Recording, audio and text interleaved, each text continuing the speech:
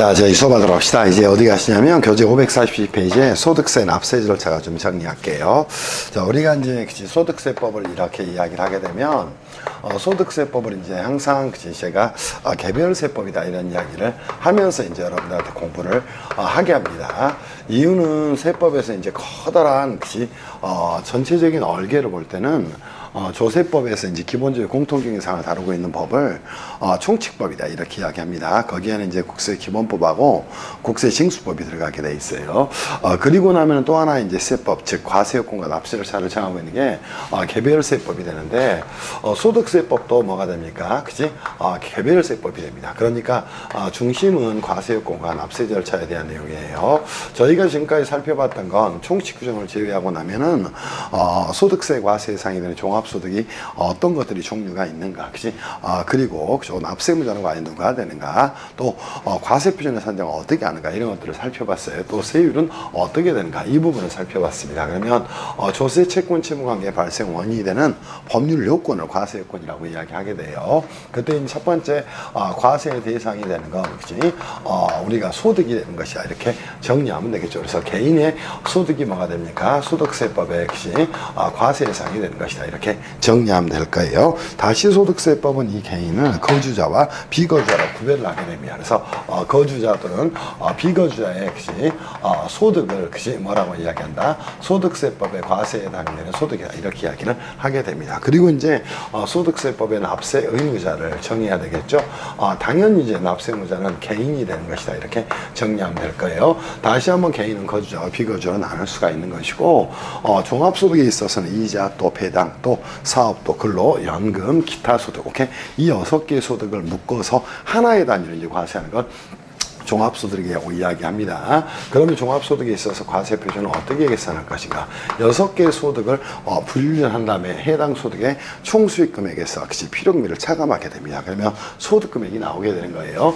그리고 이제 그 소득금액은 종합소득금액이 되는데, 종합소득금액에서 종합소득공제라는 걸 차감하게 되면 과세표준이 나오는 것이다 이렇게 여러분이 정리하면 되겠죠. 그래서 과세표준은 종합소득금액에서 종합소득공제를 차감한 것이다 이렇게 여러분이 정리해 놓으시면 될 것 같아요. 혹시 그러면서 이 종합소득공제는 인적공제와 몰적공제가 있다. 그런 내용들을 여러분하고 배웠을 거예요. 그리고 이제 세율에 대한 부분을 가서 초과하는 게 누진세율이구나. 그러면서 이제 우리가 뭘 했냐면 이 과세 요건에 대한 검토를 모두 마쳤다는 겁니다. 오케이? 그리고 이제 이 도구를 통해서 뭐 했냐면 차가감 납부세까지 우리가 정리를 시켜 놓은 거예요. 그러면 여기에서 한번 봅시다. 이제 우리가 뭐까지 정리했냐면 자진납부세까지 이제 산출을 또는 도출을 해냈다는 겁니다. 그러면 이 자진납부세액에 대해서 여러분이 정리를 해야 되겠죠.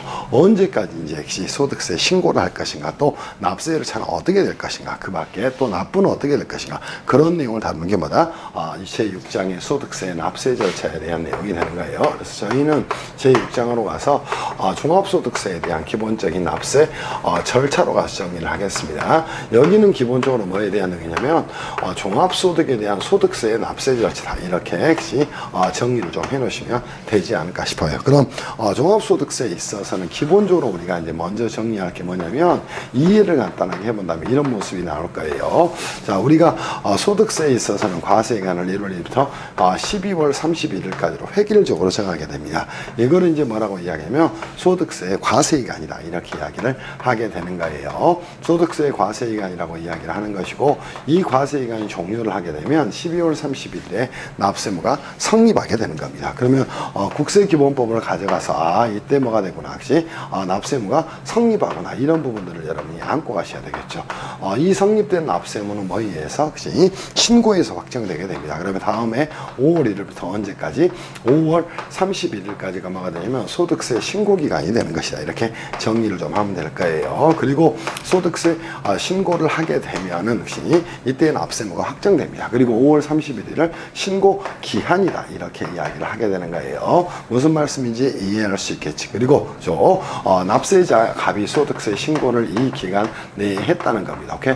그때는 납세무가 뭐가 되는 것이고, 납세무가 확정되는 것이고, 그죠? 자, 이 신고된 소득에 대해 소득세 납부까지 했다는 겁니다. 그러면 이 납세무가 소멸하게 되는 과정을 거치게 되는 겁니다. 그때 한번 여러분들이 정리하셔야 돼요. 이 과세 기간 중에도 과연 소득세 납세 절차는 있을 것인가, 이 부분을 정리하고 가셔야 됩니다. 그리고 이때를 뭐라고 얘기하냐면 소득세 확정 신고라고 이야기를 하게 되는 거예요. 종합소득에 대한. 그때 이제 여러분이 정리할 게 이 소득세 과세 기간 중에도 그죠, 과연 납세 절차는 작동이 될 것인가, 이 부분을 이제 여러분이 보고 가셔야 됩니다. 무슨 말씀인지 이해할 수 있겠어요? 그래서 이때를 뭐라고 이야기한다? 과세 기간 중에 역시 자 뭐라고 이야기한다? 납세 절차다, 이렇게 이야기를 하게 되는 겁니다. 그러면 이 과세 기간 중에 납세 절차가 작동이 될 때 한번 고민해 보세요.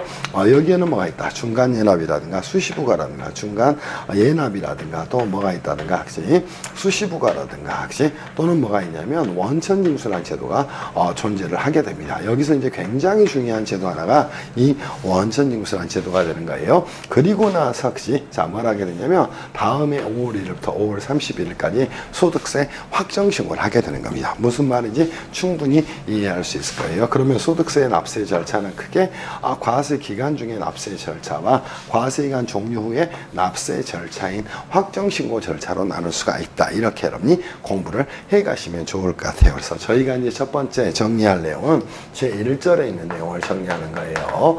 뭐 하는 것이다? 과세 기간 중에 역시 소득세 납세 절차에 대해서 정리를 좀 하겠습니다. 무슨 말씀인지 이해할 수 있겠지. 그러면 첫 번째 이제 과세 기간 중에 납세 절차에는 뭐가 있다? 저런 것들이 있다는 거예요. 기본적으로 간단하게 정리한다면 역시 소득세 과세 기간 중에 소득세 수입의 평준화를 도모하고 납세자의 자금 부담을 완화하기 위해서 어떤 제도를 두고 있다?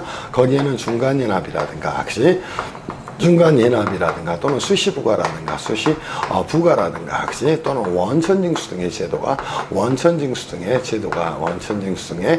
제도가 존재한다. 이렇게 이제 여러분이 이해를 하고 가시기를 바랍니다. 제도가 존재를 하게 되는 거예요. 이 중에 이제 가장 중요한 건 당연히 원천징수가 될 거예요. 그렇지만 중간예납과 뭐 또 수시부가에 대한 내용도 절대 빠뜨리지 말고 여러분이 공부를 같이 해 나가셔야 한다. 이렇게 말씀을 좀 드리고 싶어요. 그렇다면 이 중간연합 수시부가 원천징수된 세액은 나중에 한번 봅시다. 이렇게 중간연합 세액이 있고 수시부가 된 세액이 있고 원천징수된 뭐가 있다는가? 세액이 있다는 겁니다. 이 세액들은 뭐가 되냐면 혹시 기납부 세액으로 나중에 혹시 기납부 세액으로 혹시 자 뭐가 이루어지는 것이다? 산출세액에서 공제가 이루어지는 겁니다. 이미 납부를 했기 때문에요. 산출세액에서 공제가 이루어지는 구조를 가지고 있다. 이렇게 여러분이 정리를 좀 해놓기를 바랍니다. 그렇다면 이제 우리가 정리해야 될 내용 중간연합부터 가서 하나씩 정리를 좀 하도록 할게요. 소득세 과세 기간 중에 납세 절차에서 두 번째로 할 내용이 이렇게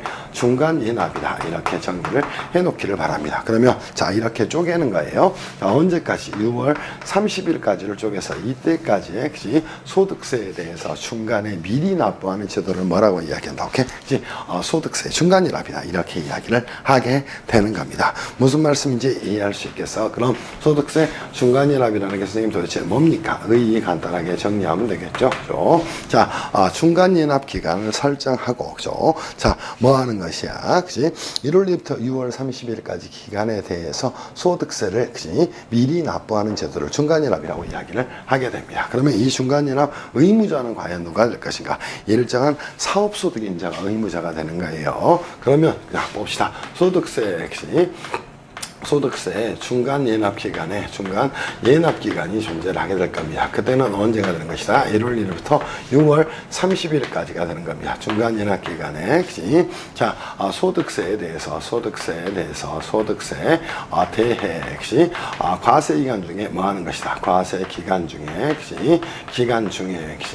자 미리 납부하는 제도를 뭐라고 얘기한다? 중간 예납이다. 이렇게 이야기를 하게 됩니다. 그럼 중간 예납 의무자는 과연 누가 될 것인가? 이 내용은 여러분이 안고 가셔야 되겠죠. 자, 우리가 이제 종합소득에 있어서는 이자소득이 있다는 거예요. 또 혹시 배당소득이 있답니다. 그들은 중간연합을 하지 않고 원천징수를 하는 겁니다. 그래서 중간연합 의무자는 일정한 자 뭐가 있는 자가 사업소득이 있는 자가 사업소득이 있는 자가 뭐를 지게 되는 것이다. 중간연합 의무를 지는 것이다. 이렇게 여러분이 안고 가야 됩니다. 무슨 말씀인지 이해할 수 있겠어요. 그래서 우리가 이제 이제 일정한 사업소득이 있는 자로서, 그지? 신규 사업 개시자가 아닌 자가 뭐가 된다, 오케이? 그지? 중간연합 의무가 있다는 겁니다, 오케이? 신규 사업 개시자가, 그지? 아닌 자가 뭐가 된다, 그지? 일정한 사업소득이 있는 자로서 신규 사업 개시자가 아닌 자가 중간연합 의무가 있다, 이렇게 잡고 가셔야 됩니다. 그러면 중간연합 의무에서 제외되는 경우지, 중간연합 의무자에서 제외되는 경우 여러분들 정리하면 되겠죠. 이자소득만 있다든가 또는 배당소득만 있어요. 또 근로소득만 있습니다. 또 연금소득만 있어요. 기타소득만 있다는 겁니다. 그때는 뭐가 되는 것이다? 중간연합 의무가 없다는 겁니다. 무슨 말씀인지 이해할 수 있겠지. 그래서 다시 한번 정리한다면 사업소득이 없는 자의 경우에는 혹시 일정한 사업소득이 없는 자의 경우에 사업소득이 없는 자의 경우에는 중간연합 의무에서 제외가 된다는 겁니다. 무슨 말씀인지 이해할 수 있겠어요? 그리고 사업소득이 있는 자 중에서도 혹시 인적 영역을 개인적으로 인적 영역을 제공을 하게 됩니다. 영역을 제공자의 경우에는 중간연합 의무가 없다, 이렇게 정리를 해놓으면 되겠죠. 그럼 중간연합의 절차는 선생님 어떻게 됩니까? 이 내용이 이제 중요한 내용이 되겠죠. 중간연합의 절차는 어떻게 되는 것이다. 한마디로 뭐 하는 거예요? 이 중간연합에 대해서는 고지 징수를 하게 됩니다. 그러니까 원칙적으로 신고납부를 하지 않는다는 겁니다. 무슨 말씀인지 이해할 수 있겠어요? 그래서 원칙적으로 고지 징수를 하는 것이다, 이렇게 정리를 해놓기를 바랍니다. 그럼 중간연합 절차에서 원칙은 뭐 하는 것이다? 납세 고지서를, 즉 납부 고지서를 발부해서 고지 징수한 게 원칙이라는 겁니다. 그러면 이 고지 징수를 할 때는 고지서의 발급 절차하고 고지서의 발급은 언제까지 하는 것이다? 당연히 11월 1일부터 11월 15일까지 하게 되는 것이다, 이렇게 정리하면 되겠죠. 그리고 납부는 언제 하는 것이다? 11월 16일부터 11월 30일까지 납부를 하는 것이다, 이렇게 정리를 해 놓기를 바랍니다. 무슨 말씀인지 이해할 수 있겠어요? 그리고 예외적으로 자, 뭘 하게 됩니까? 중간연합 기준액이 없는 자의 경우에는 뭐 하는 것이다? 신고납부를 하게 되는 겁니다. 무슨 말씀인지 이해할 수 있겠어? 예외적으로 뭐 하는 것이다. 중간연합 기준액이 없는 어떤 사업소득자, 즉 복식장부 의무자의 경우는 장부 의무자는 뭐 하는 것이다.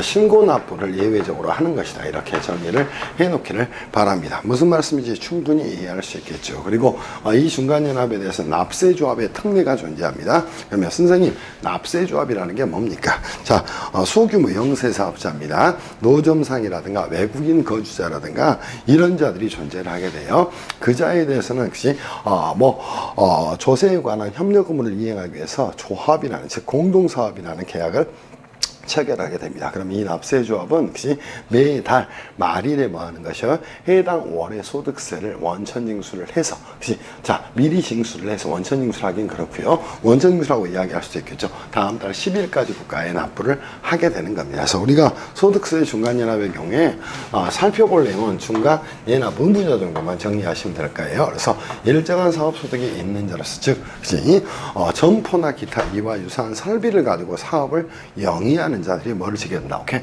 기본적으로 중간연합 의무를 지게 됩니다. 그래서 사업소득이 없는 이자소득만 있다든가 배당소득만 있다든가 또 근로소득만 있다든가 연금소득만 있어요. 또 기타소득만 있는 자는 중간연합 의무가 없다, 이렇게 정리를 해놓기를 바랍니다. 그리고 중간연합은 원칙적으로 뭐 하는 것이다?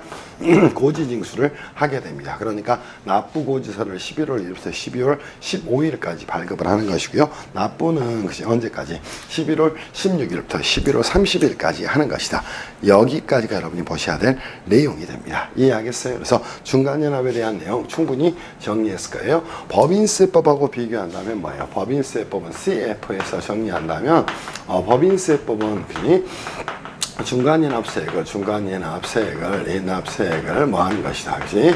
중간연합 기간이 종료한 중간연합 기간이 종료한 날부터 얼마? 2개월 이내에 뭐 하는 것이다. 신고납부하는 점과 차이가 있다, 이렇게 정리를 해놓기를 바랍니다. 그 점을 가지고 소득세법하고 법인세법을 좀 비교하시면 될 거예요. 충분히 이해가 됐을 거라고 생각합니다. 그리고 이제 추가적으로 가야 될 내용이 수시부가에 대한 내용으로 가서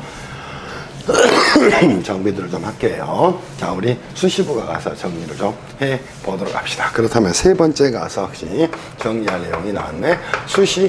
부가로 가서 정리를 좀 하도록 합시다. 자, 소득세 혹시 과세 기간 중에 뭐 하는 것이다. 혹시 일정한 혹시 사유가 있는 경우에 혹시 정리합시다. 혹시 자, 소득세를 포탈할 염려가 있는 포탈할 염려가 있는 그지 법령에서 정하는 법령상 그지 사유가 있는 경우에는 뭐 혹시 소득세를 뭐 할 수 있다는 가 혹시 관할 세무서장 등이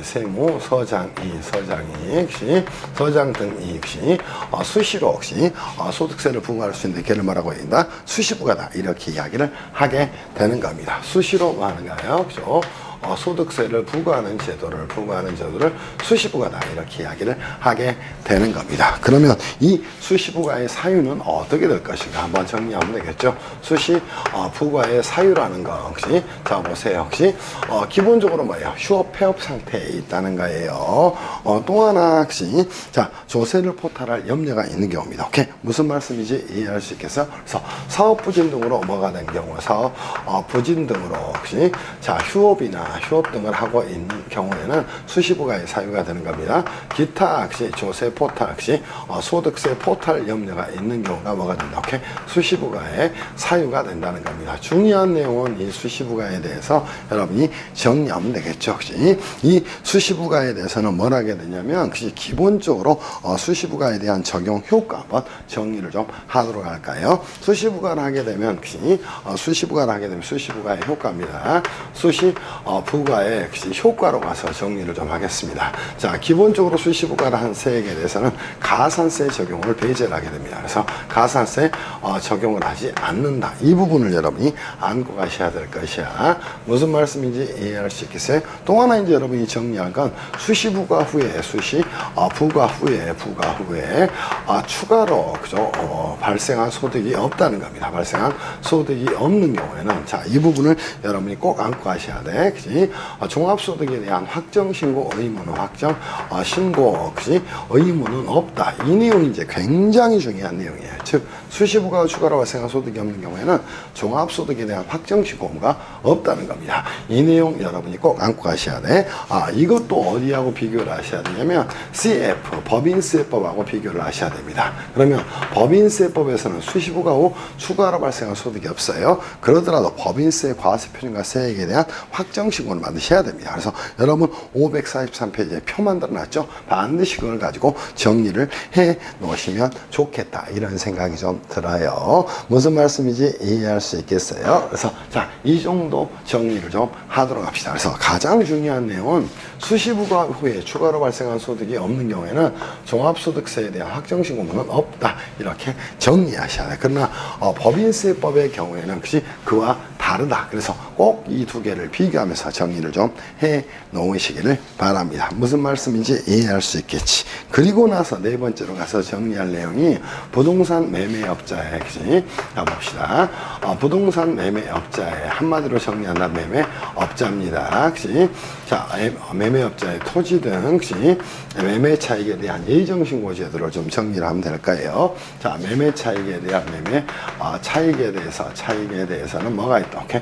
예정신고 의무가 있다는 거예요. 그럼 예정신고 의무는 언제까지 질 것인가? 오케이? 자, 뭐예요? 해당 매매 혹시 거래가 종결된 날로부터 달의 말일부터 혹시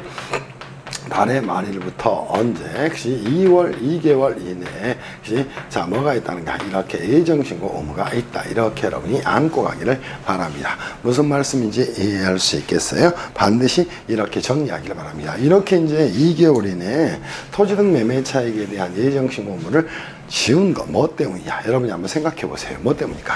우리가 이제 토지 등 매매 차익에 대한 양도 차익에 대해서 예정신고를 하도록 하는 건 우리가 개인이 양도소득세 과세 대상인 부동산 등이라든가 주식 출자 지분 오케이 또 그죠? 자 파생 상품을 뭘 하게 됩니까? 혹시 매매를 하게 됩니다. 그러면 혹시 개인의 경우에는 양도소득세 납세무가 생겨나는 것이고 이 예정신고 의무가 붙습니다. 오케이 그러면 혹시 달의 말일부터 2개월 이내에 그치? 예정신고 의무가 있는데 그와 그치?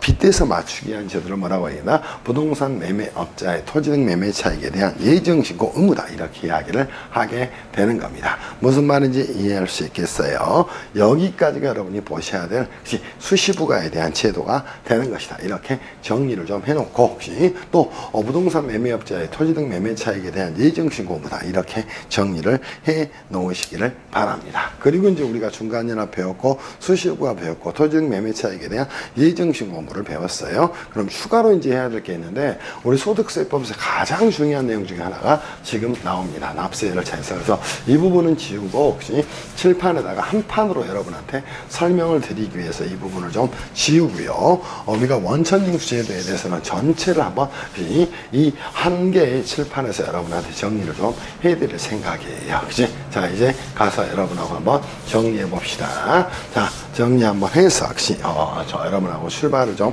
해보도록 하시죠. V로 가서 이제는 원천징수로 가겠습니다. 자, 소득세법의 원천징수는 시험에 안 나온 적이 없어요. 그래서 소득세법의 이 원천징수 제도는 너무너무 중요한 제도니까 별표를 3개 치고 여러분이 반드시 좀 이해를 해 놓으시기를 바랍니다. 그러면 소득세법의 원천징수란 도대체 무엇일까? 자, 동그라미를 여러분한테 3개를 그릴게요. 자, 이렇게 3개를 그릴 겁니다. 오케이? 자, 첫 번째 누가 나왔다? 소득 지급자가 나왔다는 거예요. 그리고 해당 소득을 그지?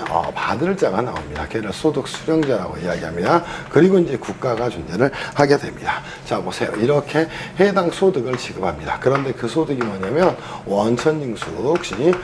대상 소득이라는 거예요. 대상 소득이라는 겁니다. 그러면 봅시다. 이 원천징수 대상 소득에 대해서는 뭐라는가? 소득 지급자가 자, 여기서 뭐 하는 것이야? 그지? 소득 지급 시에 한번 봅시다. 얼마냐면 100만 원이라고 가정을 할까요? 100만 원입니다. 오케이? 자, 원천징수 세액을 징수 세액을 뭐라고 그죠? 이렇게 차감해서 지급을 하게 되는 겁니다. 오케이? 그러면 이 원천징수 세액은 얼마다?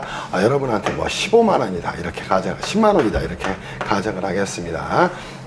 그러면 100만 원을 지급하는 게 아니라 10만 원을 차감하고 지급하게 됩니다. 그럼 소득 수령자가 수령하는 소득은 수령하는 금액은 얼마가 되냐면 자, 보세요. 90만 원이 되는 겁니다. 오케이?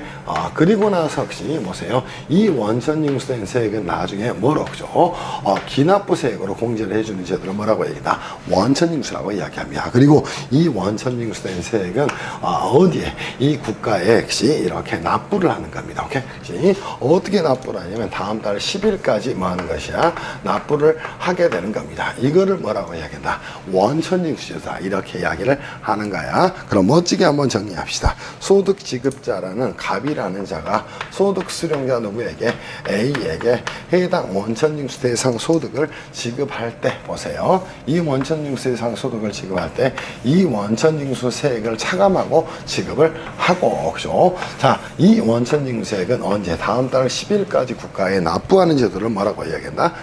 원천징수라고 이야기를 하게 됩니다. 그러면 원천징수가 되기 위해서는 원천징수 대상 소득이 있어야 될 것이고 원천징수 세율이 존재를 할 거예요. 그리고 이때 소득 지급자를 뭐라고 이야기하면 원천징수 의무자다. 이렇게 이야기를 하게 되는 겁니다. 무슨 말씀인지 이해할 수 있겠어요? 그래서 이자를 원천징수 의무자다. 이렇게 이야기를 하게 되는 겁니다. 그리고 이제 소득 수령자를 뭐라고 이야기하면 본래 납세 의무자가 되니까 납세 의무자다. 이렇게 이야기를 하게 되는 것이에요. 그리고 혹시 이 국가라는 3당사자관계가 존재하게 됩니다. 그래서 우리가 이제 개념적으로 정의하면 소득 지급자인 원천징수 의무자, 소득 수령자인 납세 의무자, 또 국가 이 3당사자의 관계에서 논리가 전개되는 걸 원천징수라고 이야기를 하게 되는 겁니다. 무슨 말씀인지 이해할 수 있겠지. 자, 이때 원천징수는 유형이 원천징수에 유형은 선생님 어떻게 나눌 수 있습니까? 크게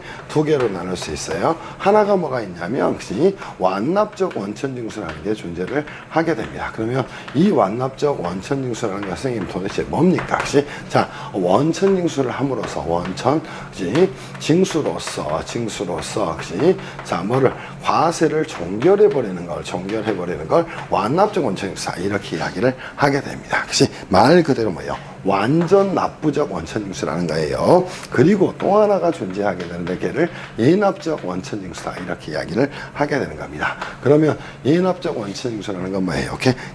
자 보세요. 혹시 자 원천징수 세액을 미리 납부하는 것에 불과하다는 거예요. 자 원천징수 혹시 세액을 혹시 미리 납부를 하는 것이고 미리 납부하는 것에 불구하고 별도로 종합소득에 대한 혹시 소득에 대한 너를 혹시 확정 신고 의무는 혹시 부여되는 제도를 뭐라고 얘기한다? 예납적 원천징수라고 이야기합니다. 그리고 이때 미리 납부한 원천징수세액은 어떻게 체감하냐면 나중에 기납부 세액으로 혹시 세액으로 뭘 해주게 되냐면 혹시 공제를 해주게 되는 것이다. 이렇게 여러분이 안고 가기를 바랍니다. 그래서 기납부 세액으로 공제를 하는 것이다. 이렇게 안고 가기를 바랍니다. 이걸 이제 원천징수라고 이야기합니다. 일반적으로 원천징수는 이 예납적 원천징수를 말하는 거예요. 혹시 완납적 원천징수는 이렇게도 표현합니다. 그런 의미에서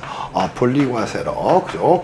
과세를 종결하는 제도다. 이렇게도 이야기를 하게 되는 겁니다. 무슨 말씀인지 이해할 수 있겠어요? 그래서 원천징수의 유형은 크게 두 개로 나눌 수 있어요. 하나는 뭐 완전 납부하는 것이 원천징수. 얘를 뭐라고 이야기하냐면 분리과세로 과세를 종결한다고 이야기하고 원천징수로 과세를 종결한다. 이렇게도 표현하게 되는 겁니다. 예납적 원천징수는 뭐예요? 미리 납부한 금액에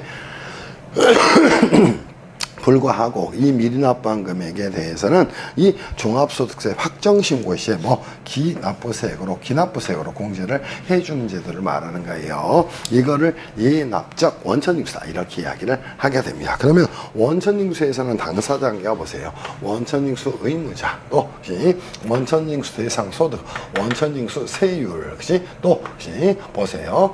소득 실현자는 상관이 없고 국가 이렇게 당사자 관계가 만들어지게 됩니다. 그러면 선생님 혹시 소득세법의 원천징수 의무자는 과연 누가 됩니까? 원천징수 의무자는 과연 누가 될 것이냐? 이 부분을 여러분이 정리를 하면 되겠죠. 원천징수 대상 소득을 대상 소득을 지급하는 모든 자가 뭐가 되는 거야? 오케이? 모든 자가 원천징수 의무자가 되는 것이다. 이렇게 여러분이 안고 가야 됩니다. 그러면 자 보세요. 원천징수 대상 소득을 지급하는 모든 자에는 과연 누가 들어갈 것인가? 이걸 이제 안고 가면 되겠죠. 당연히 거주자도 들어가는 것이고, 그죠? 또 비거주자도 들어가는 것이고, 그죠? 또 누구도 들어가는 것이고, 그렇지? 내국법인도 들어가는 것이고, 또 외국법인도 들어가는 것이고, 그렇지? 외국법인도 여기에 포함이 되는 거예요. 또 심지어 법인 아닌 단체의 경우에도 전부 다 뭐가 되는 것이다. 원천징수 의무자가 되는 겁니다. 그래서 거주자나 비거주자 또 내국법인 외국법인 또 법인 아닌 단체 등이 전부 원천징수 의무자가 된다. 이렇게 여러분이 정리를 하고 가셔야 됩니다. 무슨 말씀인지 이해할 수 있겠어요. 그리고 이제 원천징수 의무자에 대한 특례 규정이 나오는데 우리가 이제 거주자 등에게 소득을 지급을 받게 되는 경우에도 그때는 뭐가 돼? 그치?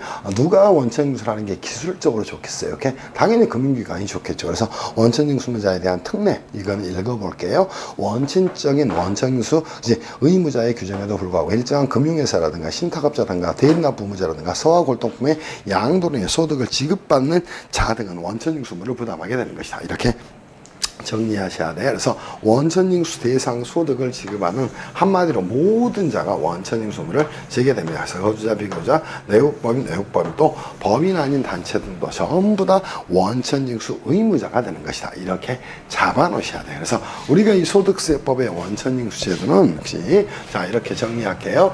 소득세법의 이 원천징수 제도는 법인세법에서도 그대로 준용을 하게 됩니다. 오케이? 그래서 우리가 어디에서 준용을 하는 것이다. 법인세법에서도 그대로 준용이 이루어지게 됩니다. 무슨 말씀인지 이해할 수 있겠어요? 그래서 소득세법의 원천징수 제도는 정말로 중요한 제도다. 이렇게 여러분이 생각을 하고 가시기를 바랍니다. 그러면 원천징수 대상 소득은 어떻게 될 것인가? 이 내용들을 가지고 여러분 정리를 좀 해놓으면 되겠죠. 자, 봅시다. 그렇다면 이 원천징수 혹시 대상 소득과 대상 소득하고 혹시 원천징수 세율에 대해서 여러분하고 간단하게 좀 정리해 볼까요? 세율은 과연 어떻게 될까요? 자, 우리가 이제 정리한다면 봅시다. 크게 이제 이 내용을 가지고 정리한다면, 그죠? 이자 소득이 있을 수 있을 것이고요. 또 배당 소득이 있을 수 있을 거예요. 또 사업 소득이 있을 수도 있을 겁니다. 오케이? 자, 이때 이제 사업 소득의 경우에는 원래는 원천징수를 하지 않습니다. 왜냐하면 계산서나 세금 계산서를 수수하기 때문이에요. 그래서 일정한 사업 소득이 있는 경우에 역시 또 하나 뭐가 있어? 오케이? 그치? 자, 봅시다. 근로소득이 있는 경우에 역시 또 뭐가 있는 경우에 연금소득이 있는 경우에 역시 연금소득이 있는 경우에 또 기타 소득이 있는 경우에 기타 소득이 있는 경우에 원천징수를 하게 됩니다. 자, 보시죠. 이자 소득의 경우에도 일반적인 경우에는 14%의 세율로 원천징수를 하게 되는 거예요. 근데 뭐의 경우에는 비영업대금의 이익의 경우에는 이익의 경우에는 얼마를 25%를 원천징수를 하게 되는 겁니다. 무슨 말씀인지 이해할 수 있겠지. 그치? 그리고 배당소득의 경우에도 일반적인 경우에는 얼마를 작동을 시키는 것이야. 그치? 14%를 작동을 시키는 거예요. 그런데 출자 공동사업자의 배당소득이 존재합니다. 출자 공동사업자의 배당소득에 대해서는 얼마? 그치? 자, 기본적으로 25%의 세율로 원천징수를 하게 됩니다. 그리고 이 일정한 사업소득에 대해서는 원칙은 3%예요. 다만 봉사료의 경우에는 5%의 세율로 원천징수합니다. 그리고 사업소득임자에서 원칙적으로 원천징수를 하지 않아요. 이유는 왜냐하면 사업소득임자끼리는 계산서나 세금계산서를 수사하기 때문이야. 그렇게 정리하셔야 됩니다. 그리고 근로소득의 경우에는 보세요. 이 상용근로자와 일용근로자로 쪼개면 되겠죠. 자, 일용근로자의 경우에는 세율이 6%가 됩니다. 오케이? 그리고 뭐 하는 것이다. 완납적 원천징수에 의해서 과세를 종결을 하게 되는 것이다. 이렇게 여러분이 안고 가셔야 됩니다. 무슨 말씀인지 이해할 수 있겠지. 그리고 상용 근로자에 대해서는 기본 세율을 적용한 뭐에 따라서 간이세표에 따라서 원천징수를 하게 되는 것이다. 이렇게 정리를 좀 해놓으면 되지 않을까 싶어요. 그리고 공적연금소득의 경우에는 공적연금소득하고 사적연금소득으로 나눌 수 있을 거예요. 공적연금소득에 대해서는 혹시 뭐를 적용하는 것이다. 기본세율을 적용하는 거예요. 그리고 사적연금소득의 경우에는 뭐냐? 3%에서 5%까지 세율을 적용하는 것이다. 3%에서 5%까지의 세율을 적용합니다. 그리고 이 기타 소득에 대해서는 기본적으로 원칙은 어떻게 되는가? 이 내용 중요한 내용이에요. 원칙적으로는 기타 소득 금액에 대해서 금액에 대해서 곱하기 20%의 원천징수율을 적용합니다. 주의할 부분은 기타 소득 금액을 가지고 움직인다는 거예요. 이렇게 여러분이 안고 가야 됩니다. 그리고 예외적으로 이 기타 소득에 대해서 여기 이제 복권 당첨 소득 등이 존재한다.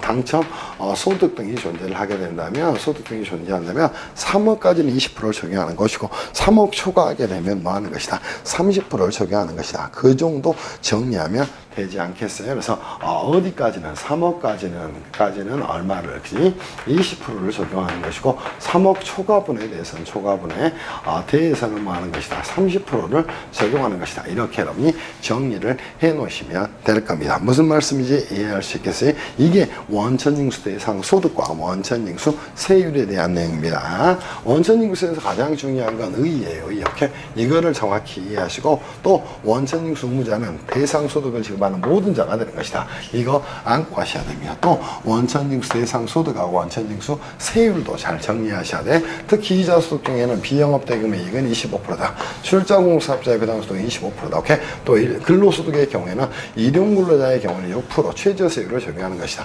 상용근로자의 경우는 기본세율을 적용해서 간이세액표에 따라 적용하는 것이다. 연금소득의 공적연금소득은 기본세율을 적용하는 것이다. 사적연금소득은 3%에서 5% 적용하는 것이다. 기타 소득에서 기타 소득 금액에 대해서 20% 적용하는 것이다. 이렇게 여러분이 안고 가기를 바랍니다. 무슨 말인지 이해 충분히 됐을 거라고 생각합니다. 그리고 이제 여러분이 정리할게. 그러면 원천징수의 시기는 언제가 될 것인가? 시기는 자 정리합시다.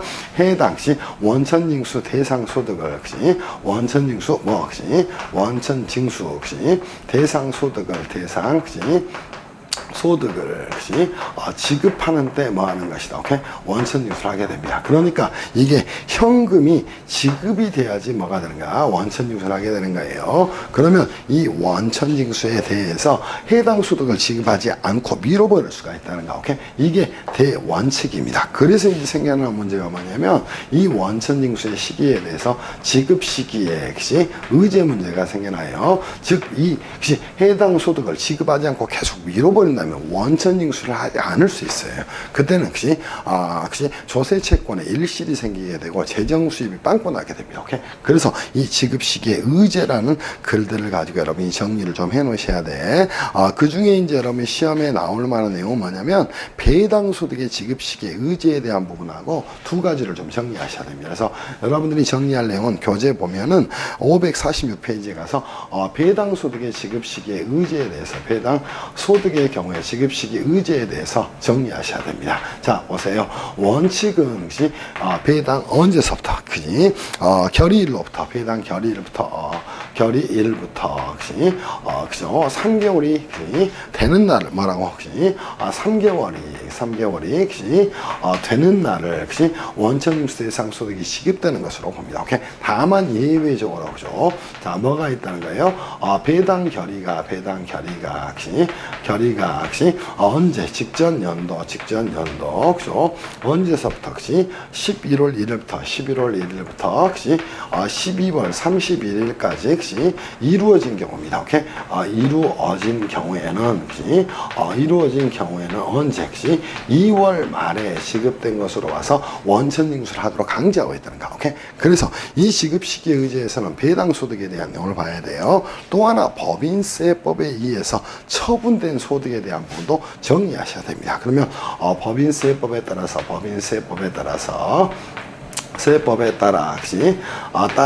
소득 처분된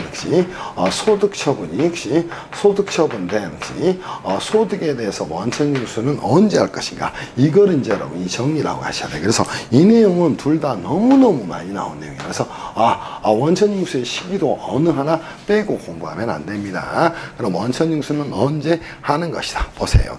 자, 해당 소득을 지급하는 때 하는데 이 지급을 하지 않고 밀어버릴 수가 있다는가. 그런 생겨나는 게 이 지급 시기의 의제에 관한 내용이 되는 거예요. 배당 소득의 경우에 배당 결의로부터 3개월이 되는 날에 원천징수가 되는 것으로 보는 것이고, 배당 결의가 직전 연도 11월 1일부터 12월 31일까지 이루어진 경우에는 2월 말에 지급된 것으로 와서 원천징수를 해야 된다는 겁니다. 오케이? 그리고 법인세법에 따라 소득 처분된 경우에는 자 보세요. 이 경우는 두 개로 쪼개야 됩니다. 하나는 신고나 수정신고가 이루어진 경우에요. 수정신고가 있는 경우에는 수정신고에 의해서 소득 처분이 이루어진 경우는 그 신고일이나 신고일이나 언제가 돼? 수정신고일이 되는 거예요. 근데 자 뭐랬어? 세무조사 등에 의해서 과세관청이 결정 등을 한 경우가 존재합니다. 오케이? 이때는 언제가 된다? 소득금액 변동 통지서를 금액, 그지? 자, 뭐를 변동 통지서를 통지서를 뭐한 날이, 그지?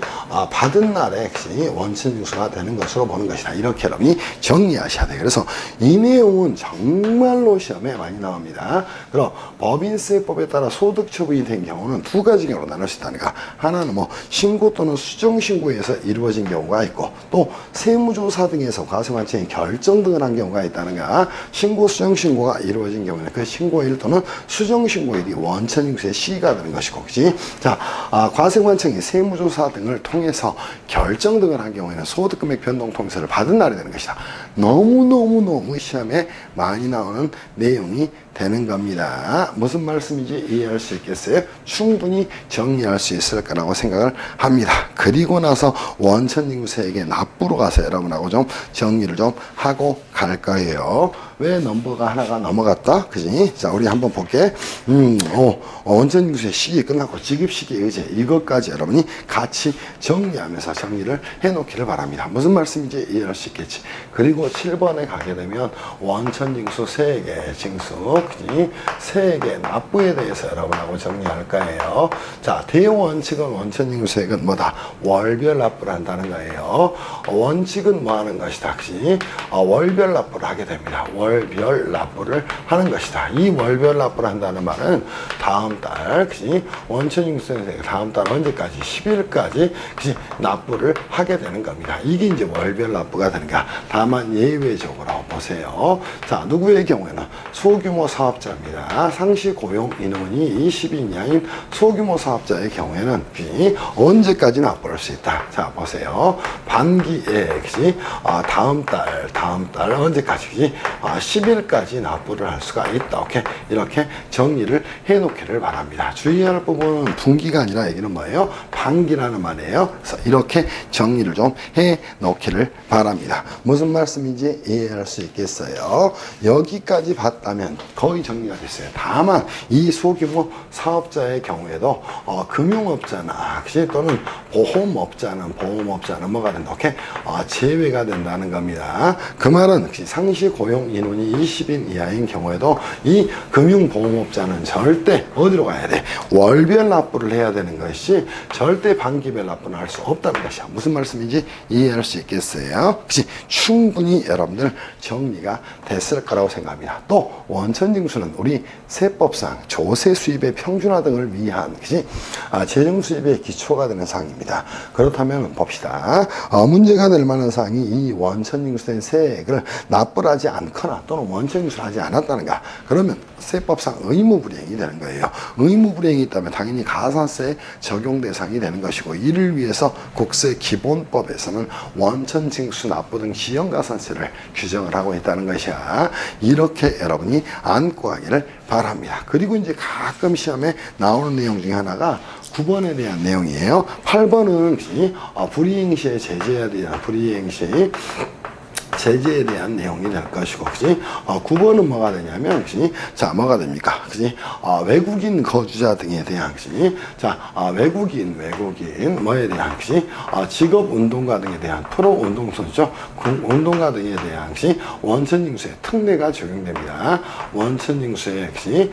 특례가 작동이 되는데, 특례 규정이, 그지? 작동이 되는데, 이때는 세율을 얼마를 20% 세율로 뭐 하는 것이다. 원천징수 를 하는 것이다. 이것도 이제 가끔 지문으로 출제가 되는 내용 중에 하나입니다. 왜냐하면 우리나라에 이제 특히 프로야구 선수라든가 프로 축구 선수라든가 이런 선수들이 우리나라에 와서, 그지? 자, 뭐 했어요? 그지? 자, 3%의 세율만 떼고 원천징수를 했어요.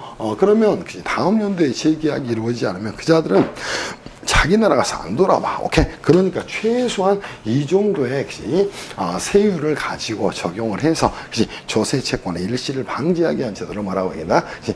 거주자인, 그지? 외국인 직업 운동가에 대한, 그지? 원천징수의 특례다. 이렇게 이야기를 하게 되는 겁니다. 그자들은 거주자가 될 수밖에 없죠. 왜냐면 프로야구 시즌이 시작되는 건 한 3월 말부터 시작이 돼서 11월까지 가니까 무조건 183일 이상 거소를 둘 수밖에 없어요. 오케이? 그래서 이렇게 정리 정리를 좀 해놓기를 바랍니다. 그리고 이제 추가적인 내용이 있다면 그 납세조합의 원천징수 정리하면 되죠. 납세조합은 뭐다? 세법상 그 협력 의무를 이행하기 위한 공동사업계약을 납세조합이라고 이야기합니다. 납세조합은 자, 외국인 노동자라든가 또는 노점상이라든가 이런 분들이 결성을 하게 됩니다. 그리고 이 납세조합에서는 해당 소득세를 매달 말일에 징수합니다. 그리고 다음 달 10일까지 납부를 하는 거예요. 그러면 이 납세조합은 과세행정에 편의를 좀 제공한 거예요. 그러다 보니까 5%의 세액공제를 해주는 것이다. 이 정도 여러분이 정리하면 충분히 정리할 수 있지 않을까 싶어요. 그래서 우리 원천징수에 대한 내용은 정말로 말로 할 수 없이 중요한 내용이에요. 그래서 이 소득세법의 원천징수에 대한 내용은 모든 우리 법인세법까지도 넘어가는 굉장히 중요한 내용이니까 선생님이 빨간색으로 그어놓은 것들을 반드시 정리를 좀 해놓기를 바랍니다. 그리고 이 원천징수에게 납부도 혹시 여러분이 정리를 좀 해놓으셔야 돼. 소규모 사업자의 경우에는 뭐 할 수 있다? 반기별 납부를 할 수 있다는 거예요. 이거를 뭐라고 이야기한다? 반기별 납부제도라고 이야기하는 거예요. 원칙은 월별 납부를 하는 것이다.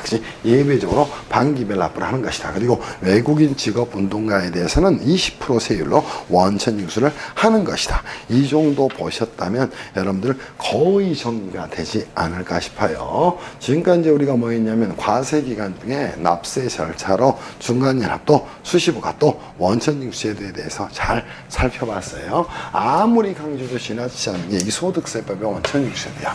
너무너무 중요한 제도니까 반드시 기억을 좀 해놓기를 바랍니다. 그때는 자, 이 그림 가지고 정리하는 게 원천징수 의무자는 누굴까? 대상소득은 어떻게 될까? 원천징수 시기는 언제가 될 것인가? 원천징수 세율은 어떻게 될 것인가?